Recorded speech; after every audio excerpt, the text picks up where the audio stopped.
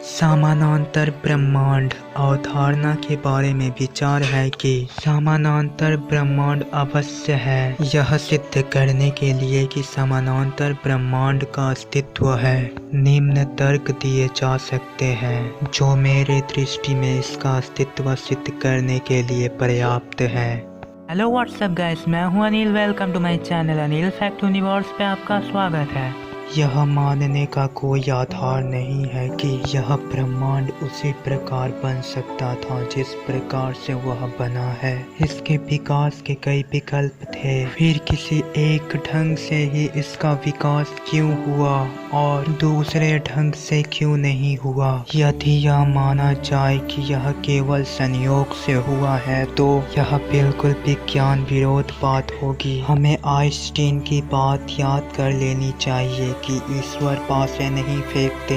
ये धारणा थोड़ी जटिल है। अंत में उदाहरण देकर बात को समझते हैं। द्वितीय महायुद्ध के घटनाओं के अंतिम परिणाम में दो विकल्प थे। पहला विकल्प जर्मनी की जीत का था, दूसरा इंग्लैंड की जीत इंग्लैंड की हुई। वह उसी के अनुसार संसार का आगे का विकास हुआ। इस प्रकार कोई भी घटना होती है तो इसमें तमाम विकल्प रहते हैं, चाहे वो छोटी से छोटी घटना हो या बड़ी से बड़ी, जिसमें से किसी एक विकल्प के अनुसार ही आगामी विकास होता है। प्रश्न यह उठता है कि प्राकृतिक या भगवान, जो भी संसार की नियामक शक्ति हो, इस तरह संयोग से किसी एक विकल्प को कैसे चुन सकती है। इस तरह संयोग के आधार पर कैसे ब्रह्मांड की व्यवस्था का निर्माण कैसे हो सकता है।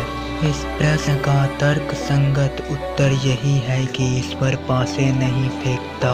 उसने किसी तरह का पक्षपात न करते हुए सभी संभव ब्रह्मांड की रचना की है, जिसमें सब तरह के संयोग हुए हैं और किसी संयोग के प्रति उसका पक्षपात नहीं है। ईश्वर की जगह प्राकृतिक के संबंध में भी यह तर्क दिया जा सकता है।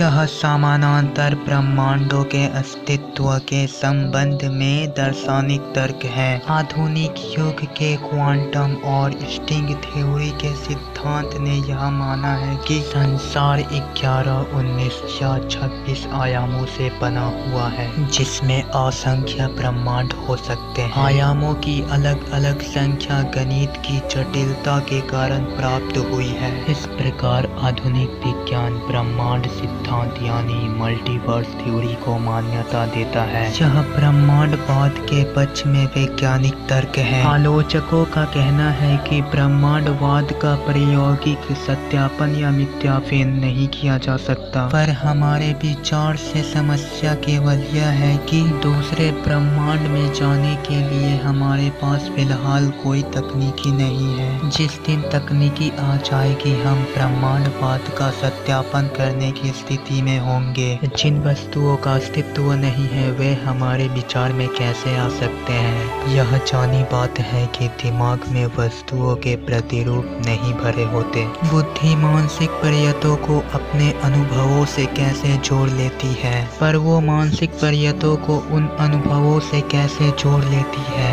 जिन अनुभव को उसने कभी प्राप्त ही नहीं किया। पंख वाले मनुष्य और आकाश में विचरण करने वाले देवता हमारे मस्तिष्क में कैसे आ सकते हैं जब हमने उन्हें कभी भी नहीं देखा। इस प्रश्न का सरल उत्तर यह है कि जिन वस्तुओं की कल्पना की जा सकती है वे किसी न किसी ब्रह्मांड में अवश्य विद्यमान है और हमारे सूक्ष्म ज्ञानी निद्रा उन्हें देखती है। अतः हमारी कल्पना शक्ति इस बात की प्रमाण है कि हमारे ब्रह्मांड के सिवा अन्य ब्रह्मांड भी है और हमारी सूक्ष्म ज्ञानी निद्रा इन ब्रह्मांडों की वस्तुओं का हमें ज्ञान कराती है। यह समानांतर ब्रह्मांडों की अवधारणा के पक्ष में ज्ञान मीमांसीय तर्क है। शास्त्र में विशेषकर योग वशिष्ठ में समानांतर ब्रह्मांड से संबंधित कई प्रसंग है। इसका उल्लेख इस प्रकार है।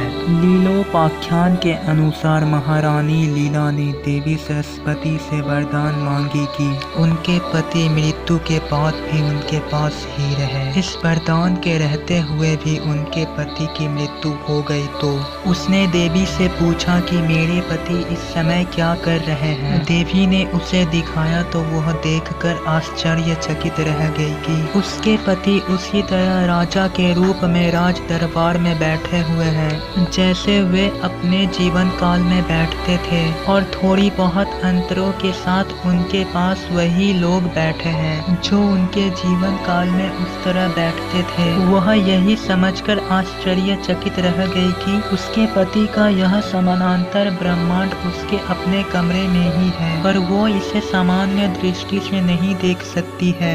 ऐसे ही अमेजिंग फैक्ट के लिए आप हमारे चैनल अनिल फैक्ट यूनिवर्स को सब्सक्राइब कर लो। Thanks for watching.